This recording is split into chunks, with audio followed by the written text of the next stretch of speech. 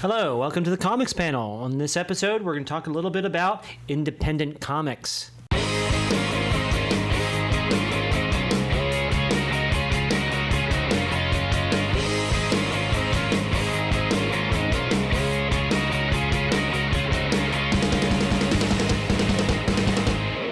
Okay. Yeah. Not everything in the comics world is Marvel, DC, or Image, or even Dark Horse, but there's a lot of other really cool things. We're going to show you just a few things that we think are really, really neat. Do you want to go first, or should I? You can go first. Okay. What I have is The Creeps. This is a magazine size, black and white, and if you're a fan of creepy or eerie or kind of anything that Warren used to put out in the 70s, then you're probably going to really, really like this. This is very similar. Very similar. It's just all kinds of really neat horror stories done by fantastic writers and artists. Everybody across the board. Neil Adams even helps out in this one. So this is really cool. We're up to issue number 11. Get the back issues. If you're into horror stuff, especially the older horror stuff, it's put out by a company called Warrant. Not Warren, but Warrant. So check it out. Definitely worth the read. And each individual issue is kind of standalone, so it's not like you have this big series to get. It's really cool stuff. So if you're interested, check out Creeps and ask your local shop to order it if they don't have it. When we talk about, you mentioned Image and Dark Horse at one point. They were actually independent. Yeah, definitely. Now they're a little bit bigger. I mean, and sometimes, like when I was thinking about books, Valiant's Valiant been around forever, but it's still kind of they're a little bit more on the fringe now, I would say. Yeah. Believe me, though, Valiant customers that are still into it are still very much dedicated to Valiant books, and they were a really good company. So hopefully they'll be around for a long time. I'm currently reading Exo. Man there you War, go. Yeah, and it's the art in it is amazing, and the story's good. Yeah. Do you have anything that you want to? I just pick up an occasional title or two off the shelf. I got the one stumbled across it in another comic book store. It's called Solar Flare. It's out up to like issue 4, so I only read issue 1 now, and basically it just takes place in Fort Myers, Florida. A solar flare knocks out all the electricity. That's where they're going with it. It didn't quite happen yet at issue 1, but they're just setting up the stage. But they do, let me back up. On page 1, there is something that's going on, but they just go back to days earlier. So basically, solar flare takes out the electrical systems of the United States or the world, and this town in Fort Myers, Florida is where the story takes place at. The art doesn't look that bad. It seemed like an interesting story. The cover caught my attention. Looked through it. The art didn't look bad.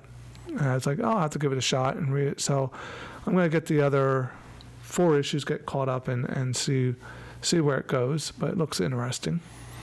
That's one of the cool things about just picking stuff up and seeing whether or not you like it. Yeah, there's so many independent companies out here. Now, Solar Flare was from Scout Comics, which I never heard of. So unless you page through the previews for every single one, page, and you're not even sure if they're going to, I'm sure they hit everything, but it's easy to miss when you're looking through catalogs and stuff. Things, but it's just nice to go, every store has something different. You just find this one and it's like, look pretty good. Now, I know you collect a lot of different independent titles. Yeah, I like weird stuff.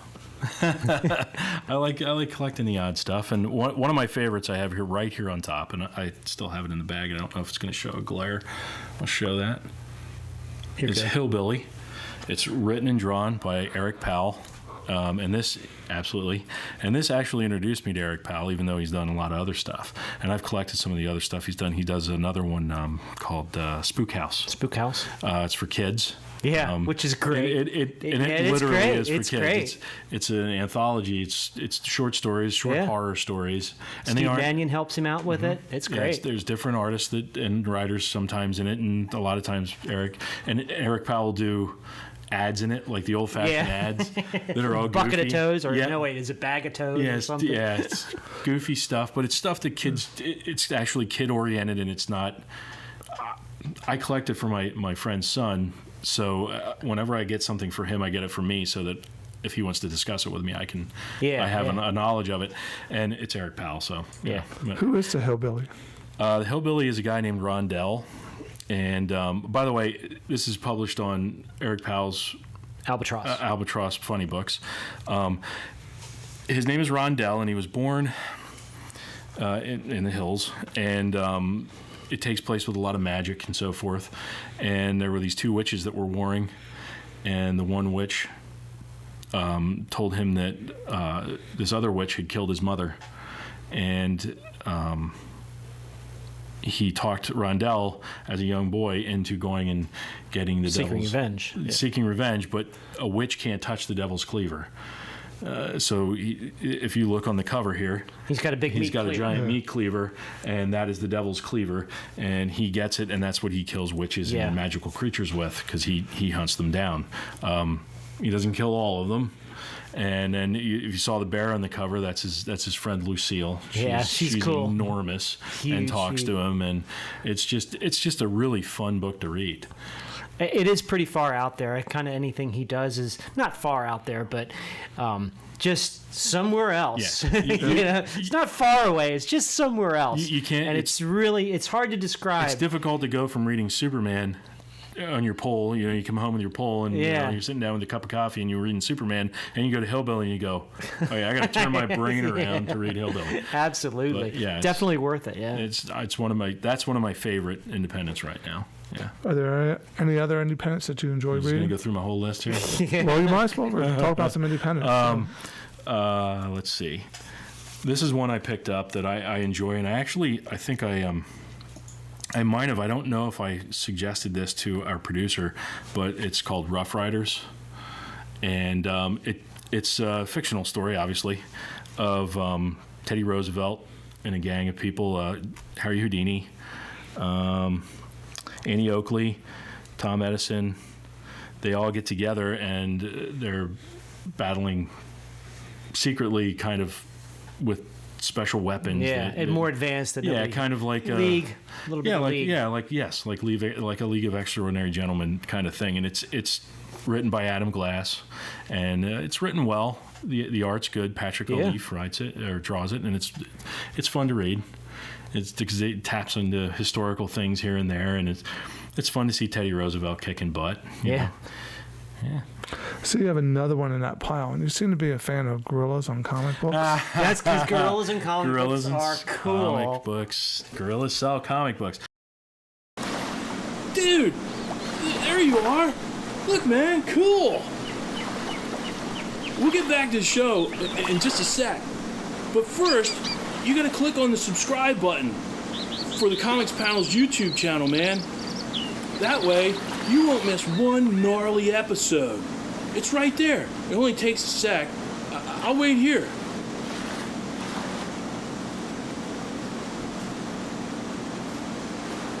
Dude, there you are. Check this out. This is Six Gun Gorilla. This is an older story, and I believe it was six issues for the whole story. And it's been a while since I read it, but obviously it's a gorilla with six guns in the old in the old west kind of thing, and he talks and whatnot. But he's kind of like the Clint Eastwood guy that, you know, the man with no name who wears the poncho, and he gets wrapped up in something he doesn't really want to be bothered with, but he ends up, you know, taking the day. Yeah. And it's What's just, better it's than a just fun. It's just- gorilla with six guns? it's Come nothing. on. I mean, look at the cover. Holy cow.